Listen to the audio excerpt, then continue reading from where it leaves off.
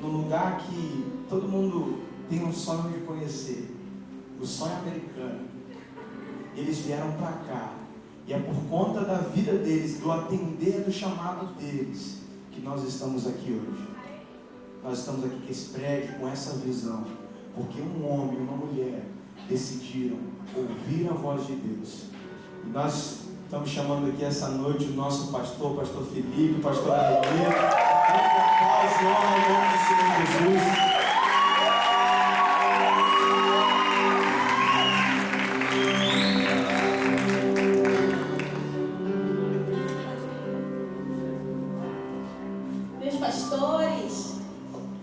Nós promovemos esse culto hoje, galera, para a gente fazer um talk show. O que é um talk show? É um jogo de perguntas. Talk show. É um jogo de perguntas. Talk show. Talk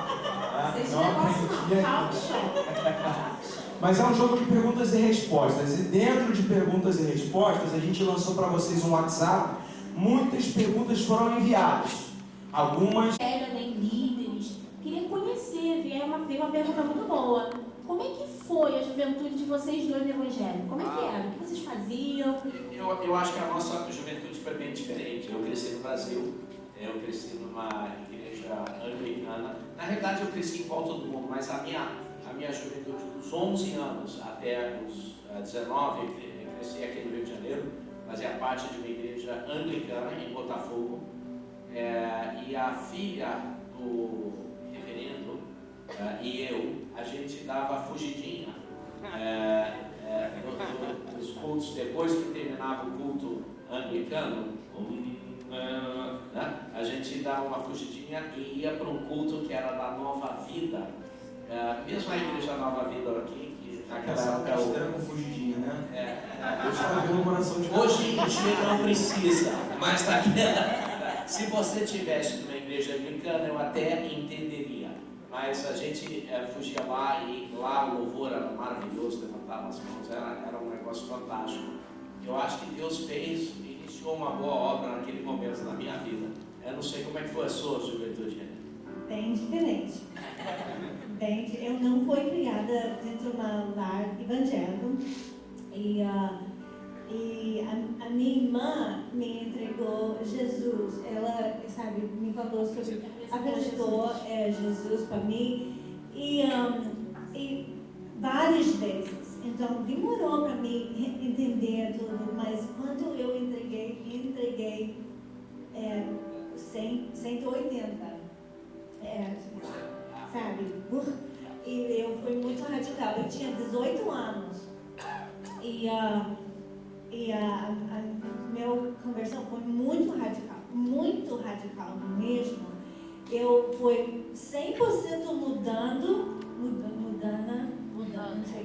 do mundo e foi 110% para Jesus. E foi muito fácil. As minhas amigas ficaram assustadas. Eu estava falando com...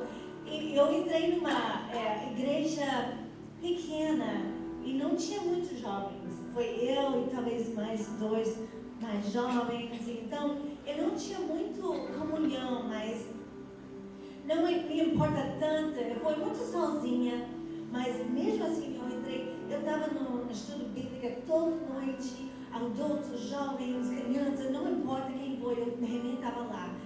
E um dos primeiros estudos bíblicos que eu fui foi Apocalipse. Jesus está voltando. Ele foi muito radical. Jesus está voltando. Então, entregando minha vida a Jesus, ouvindo que Jesus está voltando. Se você não está salvo, você vai para o inferno. Então eu voltei falando com todos os meus amigos. Você vai para o inferno? Entrega a sua vida a Jesus agora, menina. Então, foi muito radical. Então eles ficaram muito assustadas. Então eu não fui o melhor evangelista desse mundo, não. Foi muito profética, sabe? João Batista. Muito profética, mas não era muito evangelística. E então, desde que esse momento foi assim, então, Foi uma igreja pequena. Eu acho que eu passei muito desse bonito, até colégio, universidade, quando eu entrei lá, foi muito sozinho, né? Muito sozinha. Então eu sei como é que é para ficar só. Mas Jesus é muito grande. Durante desse tempo, eu aprendi muito. Então, se você está passando, não desiste, porque Deus está contigo. Ele vai te ensinar muita coisa. Nem temos como ficar sozinho, tanto de gente que tem aqui, né? Amizade a gente tem, né? Amizade de Graças a Deus. Deus, vocês estão numa igreja que é muito isso. Mas mesmo assim, nós vemos pessoas sempre, né? Quem é que não tem amigo aqui dentro ainda?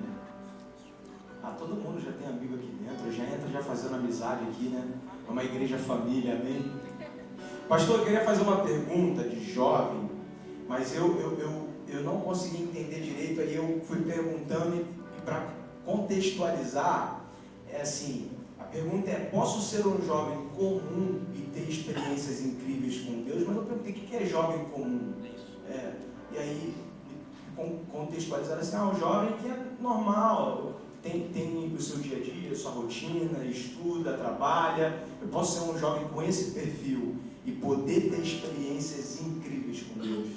Então, na realidade, esse é o Evangelho, que Deus pega pessoas comuns, Ele pega pescadores, ele pega pessoas comuns e faz o extraordinário. Na realidade, quem quer o poder de Deus é fazer o extraordinário através do comum. Todos nós somos comuns, eu sou comum, todo mundo aqui é comum, mas Deus nos escolheu, mesmo sendo comuns, para fazer algo incrível na nossa vida. Então, o que Deus está procurando, sim, pessoas comuns, mas alguém que fala assim, ó, eu aceito o seu poder fluir através de mim, eu aceito o seu mova, Deus, e assim, abrir bem a sua vida, abrir bem a sua boca, abrir bem o seu coração, e fala assim, menos de mim, mais o Senhor. Isso é o que Deus faz, isso é o Evangelho.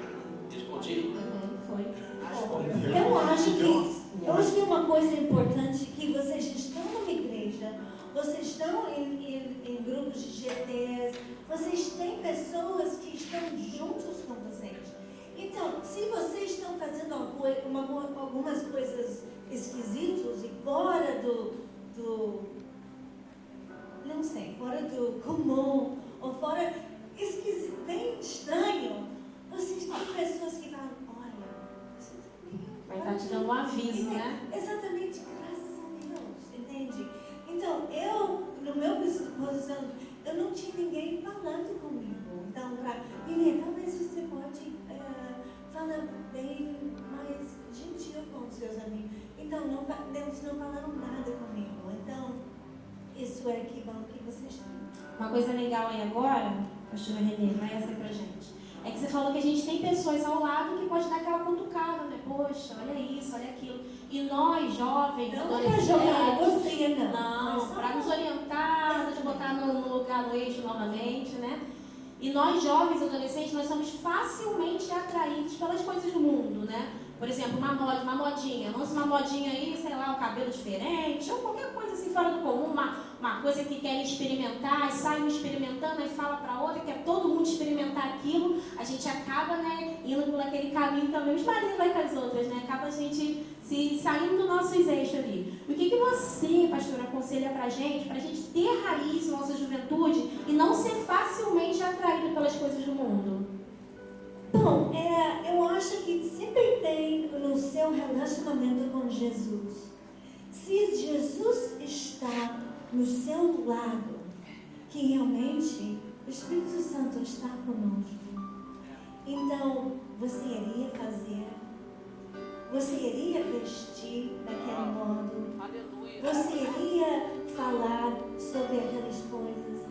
Então, um chequezinho, você iria fazer isso que você está sentando com Jesus? É pesado, eu sei, mas isso nós estamos em relacionamento. E Jesus não sai da gente, a gente que sai. É relacionamento. E a gente não quer ofender Jesus. Então, cuidado, pensa. Eu iria fazer Meninas, quando vocês estão escolhendo roupa, será que isso dá para mim? Se eu estou passeando com Jesus, ele iria ser ofendido pelo que eu estou vestido? Você está passeando com Jesus. Você está passeando com Jesus. Não significa que você não pode ser na moda, bonita, vestido bem, não é nada disso.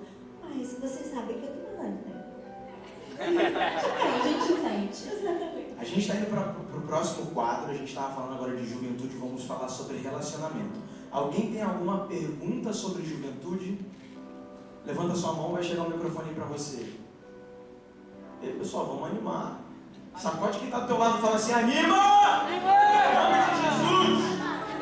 Vamos para o próximo bloco. Vamos falar então sobre relacionamento. E a primeira pergunta, Jesus, hein? Não vou expor o nome aqui, senão... A primeira pergunta é: pastora, como a gente sabe se é um menino ou a menina certa? Como a gente pode saber isso? Como o senhor soube? Eu acho que na realidade é uma pergunta fantástica. Eu escrevi um livro sobre isso. Como fazer a escolha certa, como manter a escolha certa, né? Sexo, namoro e casamento.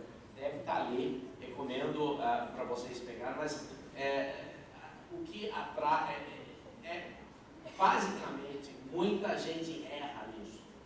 Muita gente erra porque pessoas não sabem ouvir a voz de Deus. Por quê? Porque nossas emoções são muito fortes, né? Então a gente fica apaixonado por alguém e a gente confunde essa paixão que nós temos por uma pessoa com a voz de Deus. E na realidade é muito difícil. Por isso que Deus nos colocou dentro de igreja. Deus nos colocou dentro de igreja. Deus nos deu a palavra de Deus para nos proteger de decisões ruins. Por isso que Deus nos deu autoridade. Se todo mundo pudesse ouvir a voz de Deus perfeitamente, não teria necessidade para a autoridade, não teria necessidade para os seus pais, os seus pastores, não teria necessidade por isso. Então, como é que você sabe? Eu acho que primeiro, eu digo dessa forma, que Deus Deus não escolhe uma pessoa para você, mas Deus permite você escolher. Porém, Deus traz para você pessoas que você pode escolher. Ou seja, não é você não precisa viajar o mundo todo lá, buscando no sertão, alguém lá sem os dentes, ou para a Índia, vendo... não, Deus traz para você, dentro do contexto em que você está. Ele traz para a igreja, ele traz no trabalho, ou na escola, pode ser em muitos lugares, mas Deus traz alguém, e aí você pode falar com Deus, aprovado ou não aprovado. Mas, sempre importante, o que eu digo é o seguinte: nunca case com alguém que seus pais, ambos o seu pai e sua mãe, não estejam enfaticamente a favor. Tá? Muitas vezes nós temos pais fracos, então a gente traz qualquer um, nossos pais falam assim: não, tá bom, então. Você não quer isso, você quer alguém que seus pais estejam enfaticamente aprovados, tá? Não é permitir, mas enfaticamente aprovado. E se você fala assim, eles nunca vão aprovar, então está ali o seu milagre. Ore e busque isso. Eu acho que depois disso é bom também você ter os seus pastores dando um ok também. Mas quem escolhe é você, não é seu pastor nem seu pai. Mas você traz a eles para provar. Isso aí, que a gente é muito ansioso, né? E biblicamente, pastor, o homem precisa amar a menina. Então, o senhor Hugo, ele é uma legenda. Lenda. Ele falou com o pastor, ele está falando com o meu filho: olha, Maica, fica com certeza, você ama ela, e ama mesmo, com todo o seu coração. Estou falando com todo. E isso que a Bíblia fala sobre os homens precisam amar com todo o seu coração, como Jesus amou a igreja. E, meninas, você precisa respeitar. Às vezes, mas Renê, ele é muito bonitão, olha, mas você precisa respeitar. Ele é muito bonitão, mas ele não tem trabalho. Não sei, entende? Tá falando? Verdade. Então, E a gente, nós somos ansiosos, né? Nós somos ansiosos. então, vocês, 20 anos de hoje, você vai precisar respeitar ele também. Quando ele tá velho, um barrigão, exatamente. Ele vai mudar, ok? Você vai mudar e ele vai também, ok? Me respeite, hein? Ok, tá seguindo o que eu estou falando? Então, as duas coisas, elas são bíblicas, entende? Então, além do que, tudo que o pastor falou também, mas isso é bíblico, então, segue a Bíblia, gente. Amém, amém. E eu lembro mesmo que meu pai me falou, né? Eu comecei a namorar com uns 15 anos, e meu pai, não, você vai namorar com 12 anos, 13 anos, não, vai namorar quando tiver 15 anos. E eu já tinha um rapazinho, tava de olho, esperando. Aí foi, meu pai autorizou, né? Eu queria perguntar, existe uma idade, vocês acham que existe uma idade, assim, com 13 anos, com 15? O que vocês acham que a gente pode tirar daí? Na igreja nós temos uma orientação para os jovens, que são 3 orientações, está no meu livro e também é o que eu sempre oriento. Não namore até você estiver na fase de vida em que você poderia casar. Ou seja, se você não quiser fazer faculdade, então isso talvez seja 18 anos. Se você quiser fazer faculdade, então talvez seja um pouco mais velho, 22, 23, 24 anos. Então, a sugestão a orientação primeiro, não namore até você ter mais ou menos a fase de vida em que você pode namorar. Segunda orientação, não namore alguém com quem você não casaria. Não, eu só vou ficar hoje. Não faça isso, tá? Você vai entrar em apuros. Número 3, nunca esteja só até casar. Nunca esteja sozinhos até casar. Ou seja, o que é sozinhos? Posso passear na praia? Não. De manhã no posto 12, meio-dia. É isso. De roupão. Se esconder atrás de umas rochas, não, né? Mas você pode. Eu posso ir para o cinema, contanto que você não fechou o cinema só para vocês dois? Pode. Mas posso ir lá em casa, ficar sozinha com ela? Não, porque você não vai conseguir resistir, você vai esquecer que está Jesus olhando lá. E o que eu posso fazer com ela? O que eu posso fazer com ela? Você pode fazer tudo com ele ou ela, que você pense assim, se o pastor Felipe tivesse assim do meu lado, desse jeito. Aí pode fazer tudo que você faria na minha frente. Talvez seja um pouco mais realista isso do que Jesus, mas é o mesmo conceito, né? Então eu oriento essas 3 coisas. Sim, pastor. Eu cultivo isso. Eu vou pedir para imprimir uma foto do senhor nessa posição, todo mundo que estiver namorando vai falar, tudo bem, toma sua foto. A gente está chegando nesse último tópico, nesse último tópico não, nesse quadro, no final do quadro. Alguém tem alguma pergunta sobre relacionamento? Relacionamento, vocês têm pergunta, né? Cadê? Ó, tem um casal aqui que casou agora, vocês têm alguma pergunta, não tem não?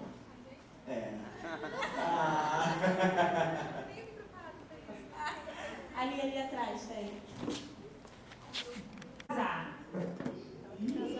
As coisas começam a se encaixar quando você está pronto para casar. Então, você começa a aumentar o nível de fé para bater o martelo. É um fator, talvez o mais importante fator. Você começa a ver onde vocês vão poder morar. Vocês começam a fazer uma matemática financeira e ver que dá para fazer. Eu acho que depois que você encontrou a pessoa, eu acho que deveria casar relativamente logo.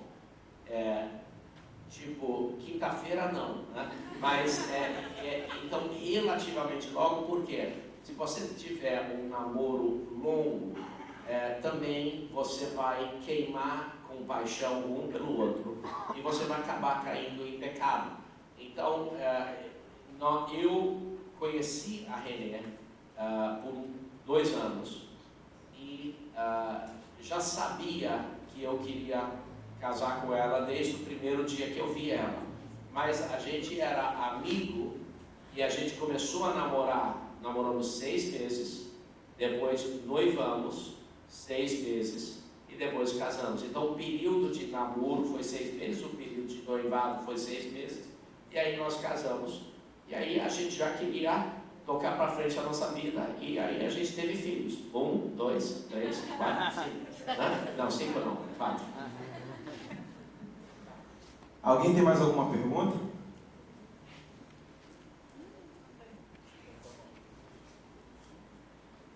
Pastor, o senhor já pregou sobre isso. Essa pergunta não é para mim, mas vai servir para muitos jovens. Um jovem cristão hoje que se apaixone, que fique loucamente, né, amável para uma pessoa que não é cristã. Qual o risco que ele corre em se envolver com essa pessoa, dizendo, vou ganhar ela para mim e depois eu ganho para Jesus?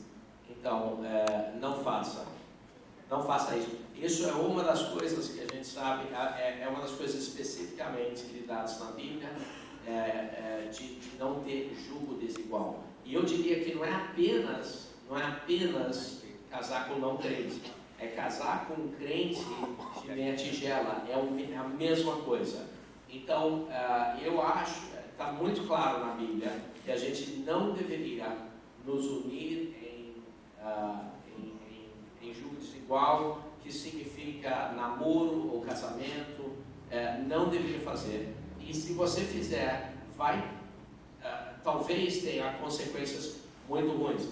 Mas eu vi esse outro casal que fez e deu certo. Sim, existem exemplos da misericórdia de Deus.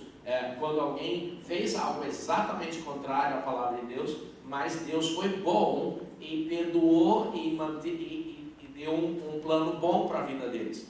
Mas existem muitos mais exemplos de pessoas que estragaram a vida deles por causa disso. Então, escute, todos vocês, namorem pessoas evangélicas e não evangélicas de meia tigela. Não alguém assim que acabou, se inscreveu no Ondas, aí já vão casar. Não faça isso, isso vai estragar a sua vida, é um enorme perigo e vai produzir fruto ruim na sua vida. E mesmo pode acontecer dentro da igreja, então eu não estou falando com jogos desiguais. Então, cuidado mesmo com evangélicos, porque especialmente se você tem um chamado, a outra pessoa precisa compartilhar aquele chamado contigo, é muito importante. Eu quase casei com a pessoa errada, então eu nunca iria chegar aqui no Brasil e conseguir tudo que Deus tinha para mim. Isso foi o plano de Deus para minha vida. Eu resgatei ela. Graças a Deus. Não, sério. Então, e eu pensei que foi a hora, eu estou pronto para casar, mas Deus no final falou, não é. Então, você precisa buscar Deus e realmente seja sensível e até o que você escolhe. Amém. Aproveitando a deixa aí de chamado, que a pastora Renê deixou, vamos entrar já no nosso próximo tópico, que é chamado, né? E não é só, eu sou uma pessoa só, mas eu posso ser uma pessoa só com vários chamados, né? E eu vim aqui para Ilã, eu sabia alguns dos meus chamados, mas foi aqui que eu descobri os verdadeiros, que, nossa, eu sei realmente fazer isso muito bem.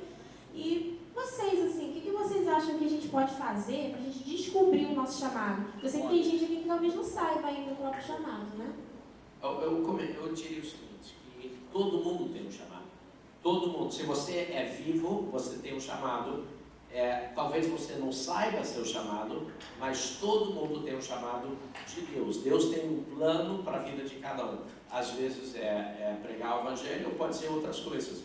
E quando nós chegarmos no céu, não é o que a gente fez que vai dar um destaque na nossa vida, foi se nós obedecemos o que Ele pediu que nós fizéssemos. Então, na realidade, uma recompensa no céu não é dependente, puxa, eu fui pastor da Ilã e plantei, ganhei milhares de vidas. Não é isso que vai impressionar Deus. O que vai impressionar Deus, você fez o que eu pedi. Então, na realidade, nós, na nossa igreja, nós prezamos muito por ajudar pessoas a descobrir o chamado deles. O conceito todo do Ondas é isso. O conceito todo de servir na nossa igreja é isso. Nós queremos que todo membro da nossa igreja sirva, porque nós sabemos que no servir você descobre se realmente aquilo é seu chamado. E você desperta na sua vida um desejo de trabalhar, de fazer grandes coisas para Deus. Então todo mundo precisa disso. Então o chamado é para todo mundo. Eu respondi a pergunta. Qual era a pergunta? Como a gente pode saber o nosso chamado? Nosso curso Ondas, né? Ajuda muito. O curso Ondas como você sabe, o curso Ondas dá-se um tiragosto. Mas como é que você sabe o seu chamado? Você começa a trabalhar, começa a servir. Então o Ondas vai dar um tiragosto e é um pontapé inicial. Mas fazer o gol é no jogo, né? O jogo. Então você tem que estar jogando, servindo, descobrindo. A gente fala sobre isso no Ondas. Então você deveria mergulhar, e se você acha que você é profeta, fique perto de profetas, leia um livro sobre profeta. Por sinal, a gente vai ter de novo a segunda turma da escola de profetas. Então vai ser tremendo. Então mergulhe, trabalhe, esteja perto de outras pessoas que estão fazendo aquilo. É assim que você descobre o seu chamado. Eu tenho alguma. Então, o outro lado Deus pode falar direto para você. E como eu falei, eu entreguei a minha vida quando eu tinha 18 anos. Então, e foi radical. Um ano depois, eu entrei no seminário. Eu nem sabia o que era seminário. Entende? Isso estava tão crua de crente que... Então, eu entrei lá. Foi tremendo, mas lá, Deus me falou, Renê, você vai viver na terra estrangeira. E nesse seminário também foi um curso muito grande de missões. Então eu senti daquelas missões. Mas não fui criada no lar evangélico. Não sabia o que era missões. Não sabia ok. Então, não sabia como eu iria chegar para outro país. Então, eu voltei, depois do seminário, eu voltei para aquela igreja pequena, que não tinha nenhum missões, nenhum nada. Então, eu ensinei na escola missionária de iKids. Eu fui no coral, eu fiz o louvor, eu limpei o chão, eu limpei os vasos, eu fiz a comida, eu fiz qualquer coisa que eles precisam fazer, Renê estava fazendo, ok? Então, faça. Então, eu estava aprendendo. Então, glória a Deus. Então, logo depois, eu fui chamada para outra igreja, Bethany. E lá, missões. Então, mas logo depois, eu estava estudando na universidade, porque a universidade, eu poderia ser professora. Então, pensei, poxa, professora pode ir em qualquer lugar no mundo e eu não preciso ser pastora. Então, foi o meu ticket para ser missionária. Não sabia como fazer. E foi o meu plano. Mas logo depois, eu conheci o pastor Felipe, do Brasil. Aonde é Brasil? Qual língua vocês falam? Espanhol? Então, e a gente casou e estou morando na terra estrangeira. Deus faz o que Ele quer fazer na sua vida, se você está seguindo. Então, chamado, Deus pode falar com você diretamente. Legal. Mas faz qualquer coisa. O pastor falou sobre jugo desigual e a pastora Renê recebeu o chamado dela antes do casamento, mas por eles estarem em jugo igual, né, Deus fez eles fazerem essa obra toda, né, para você ver a importância do jugo igual. Né? Eu casei com minha esposa, eu fiquei muito preocupado em não estar em jugo desigual, e hoje a gente passa mais tempo na igreja do que em casa. Aleluia. Imagina se eu tenho uma esposa que não compactua com o meu chamado. Como é que ia ser louco? Né? E, pastor, o senhor pode... Teve uma pergunta aqui que levou a outra também, que diz como o senhor soube o chamado claramente, o seu chamado claramente. A pastora falou. O senhor pode comentar um pouquinho também de como o senhor soube o seu chamado claramente? Quando eu fui para os Estados Unidos, para estudar engenharia civil, e sem nenhum entendimento de um chamado de Deus, sem nenhum entendimento, até eu diria assim, com desrespeito por pessoas que são pastores. Eu era de igreja, mas eu pensei, era uma igreja menor, mas quando eu fui lá, logo eu entrei numa igreja como a nossa. E quando eu vi aquilo assim explodiu minha cabeça. Caramba, Deus. E logo eu senti Deus falar comigo claramente: volte para o Brasil, duplique o que você está vendo aqui, comece uma igreja que levanta líderes, que planta igrejas, que levantam líderes, que plantam igrejas. Então, foi o que eu decidi fazer. Eu falei com meu pai: pai, eu vou ser pastor. Meu pai falou assim: termina a faculdade. Eu falei: sim, senhor. Eu terminei a faculdade. E depois de terminar a faculdade, ainda não vi, eu sabia o que era o destino, mas eu não via um caminho para atingir esse destino. Então eu fui seguindo os caminhos que Deus estava colocando na minha frente. Então, eu sabia que precisava de um emprego, apesar de saber que ia vir para o Brasil começar a igreja. Eu formei em engenharia e não tinha oportunidade ministerial de tempo integral, então eu fui ser engenheiro. Trabalhei como engenheiro, busquei, trabalhei de tudo para conseguir um emprego, consegui um emprego bom, trabalhei lá 4 anos, e depois desses 4 anos, a minha igreja ligou para mim e falou assim: se você quisesse, se você tivesse a oportunidade de trabalhar aqui na igreja, você aceitaria? Aí eu fui numa entrevista e falei: olha, para eu trabalhar aqui, eu quero que vocês entendam que eu fortemente sinto o chamado de voltar para o Brasil. Então, se vocês me contratarem, eu vou ver isso como sendo um passo para eu voltar para o Brasil. Tudo bem? Eu queria que eles entendessem e não me contratassem pensando que eu ia trabalhar lá para esta vida. Eles falaram: tudo bem. Trabalhei lá 4 anos como diretor financeiro, fazendo mais ou menos o que a Milena faz na nossa igreja. E aí, depois disso, eu vim para o Brasil. Então, uma certeza não significa que demorou uns 10 anos para eu voltar para o Brasil.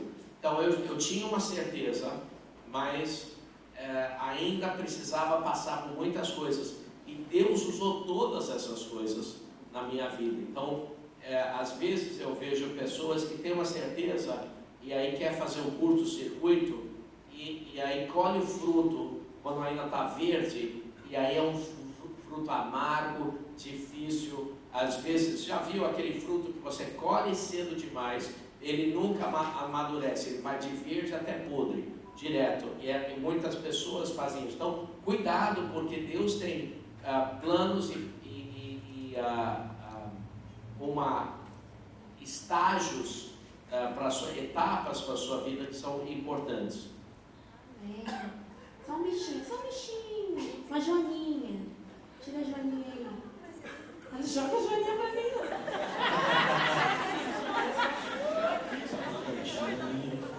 Amém. Alguém tem alguma pergunta sobre chamado? A gente está fechando esse tópico aqui. Chamado, Aline. Desse tamanho. Como você tem certeza de qual é o seu chamado? Pergunta de novo, Paulinho. Como você tem certeza de qual é o seu chamado? Então, eu acho que Deus trabalha com desejos, né? E se você tem um desejo de fazer algo grande para Deus, tenha certeza que isso vem de Deus. Isso não vem de Satanás, isso não vem da sua carne. A sua carne quer fazer dinheiro, quer fazer outras coisas. você tem um desejo de fazer algo grande por Deus, isso é de Deus. Deus quer isso, claro que Ele quer. Quem colocou isso no seu coração foi Deus.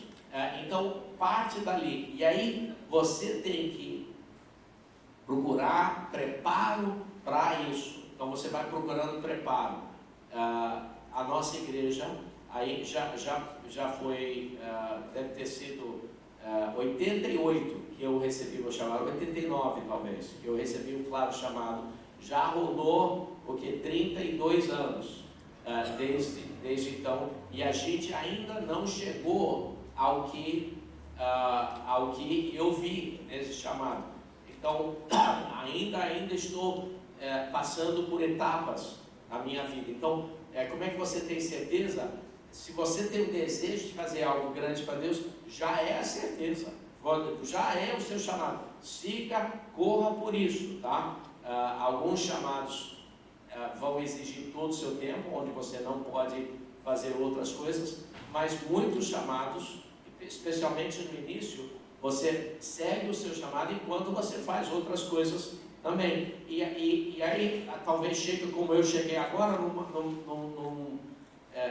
onde Deus permitiu eu fazer outras coisas também. Então, eu abri algumas empresas, mas o meu chamado, o chamado não são as outras empresas, não é Legacy, não é editora, meu chamado é a igreja. Talvez no início não vai ser tão específica, mas uma pinguinha de uma coisa, e você começa a trabalhar com isso, e Deus revela passo depois passo depois passo. O pastor fala que às vezes é um hobby, né? Abrir empresa é um hobby. Ficou assim, abrir empresa é um hobby. E é legal que assim, Paulinho, o pastor falou sobre a gente começar a entender algumas coisas que Deus tem pra gente quando a gente vai trabalhar para Deus, né? Quando a gente vai fazer as coisas para Deus. E eu digo que para mim foi muito isso, porque assim, eu dizia quando era pequeno que eu ia ser pastor funkeiro porque meu pai era pastor, né? E eu falava que queria ser pastor funkeiro porque eu queria ser um pastor que não precisava usar terno e gravata, que na época ele usava, né? Aquelas golas altas, né? Mas ao decorrer da minha vida, eu falei, não, eu não quero ser pastor. Eu acho que a última coisa que eu quero ser é pastor, porque pastor trabalha pra caramba, pastor faz muita coisa, pastor se envolve com muita coisa. E quando eu decidi mergulhar realmente no que Deus tinha para mim, Deus foi começando a brotar sonhos no meu coração que eu via que eu tinha quando era criança, né? E começaram a florescer. Mas isso só foi realmente quando eu comecei a me envolver mais, quando eu comecei a mergulhar mais, quando eu comecei a sair do raso e falar, não, eu quero ir mais profundo. Quando a gente começa a ir para mais fundo, a gente começa a ganhar, né, a saber os mistérios que Deus tem para a gente, inclusive o nosso chamado. Amém. Uma outra área também que mexe muito com a gente é a área profissional, né? Profissional é fogo. E aí, como o pastor citou, a vontade da carne é o quê? Ganhar dinheiro. A gente tem que estar aqui também, principalmente. E perguntaram assim, como ter a certeza de que devo largar meu trabalho para servir a Deus? Mas aqui não está dizendo que é conciliar com a igreja, não. É ter a certeza que eu preciso largar de vez meu trabalho para servir a Deus. Pessoas que acham que tem um chamado, né, de largar tudo e ir para Deus, como eu tenho a certeza?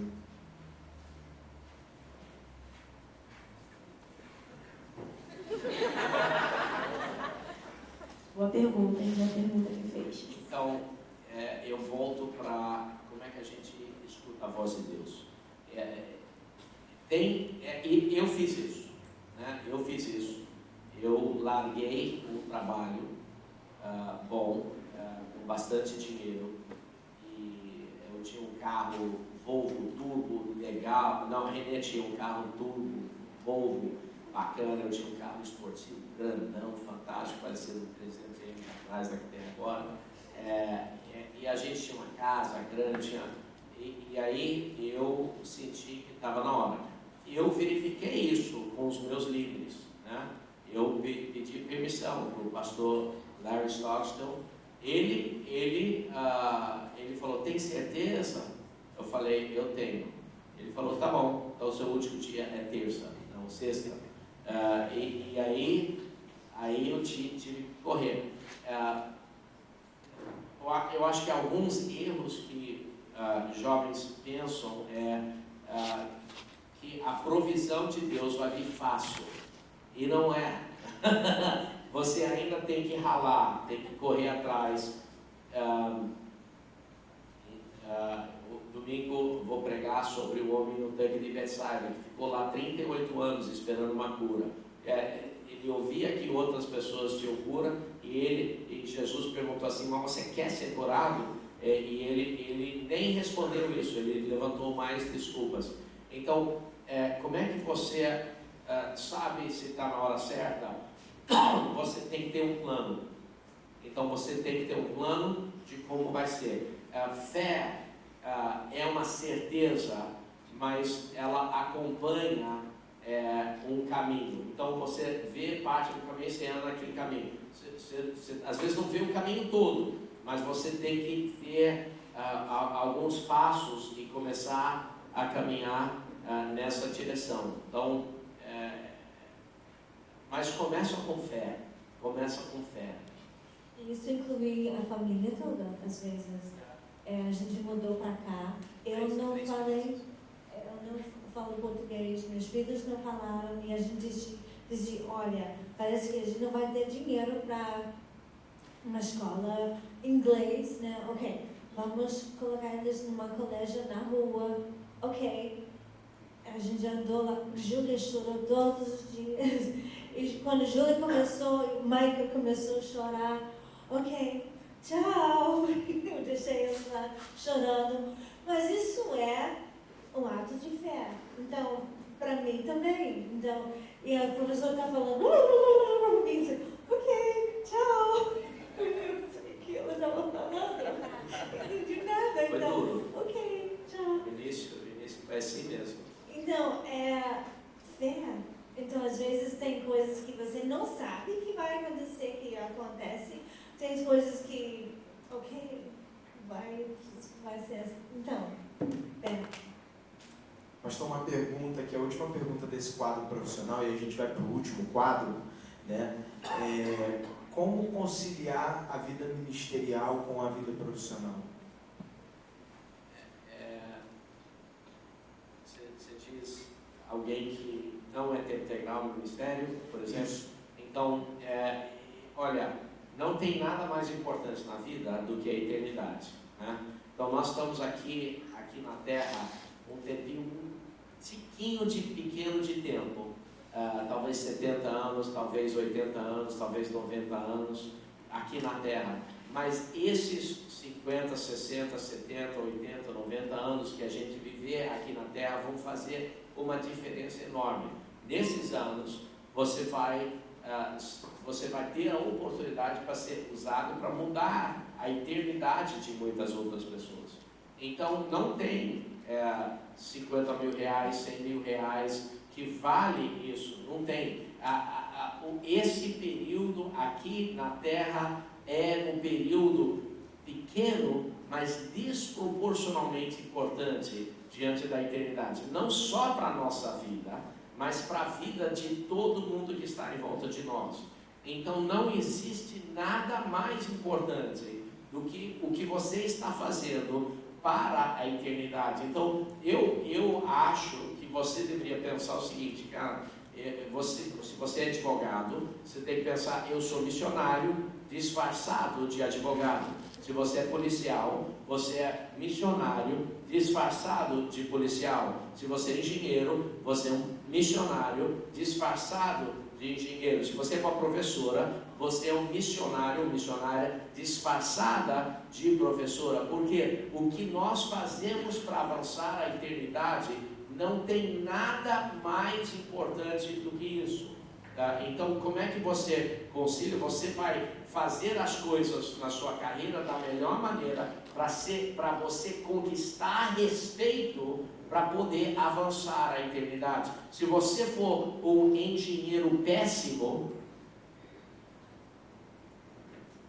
as pessoas não vão te respeitar e você não vai conseguir avançar a eternidade. Se você só se preocupar com o ministério, mas não se preocupar com o respeito dentro do seu trabalho, você vai ter uma reputação terrível. Então, nós temos que manter a nossa reputação o melhor possível. Então, o que a gente faz profissionalmente, a gente faz como se fosse ao Senhor. Colossenses fala isso.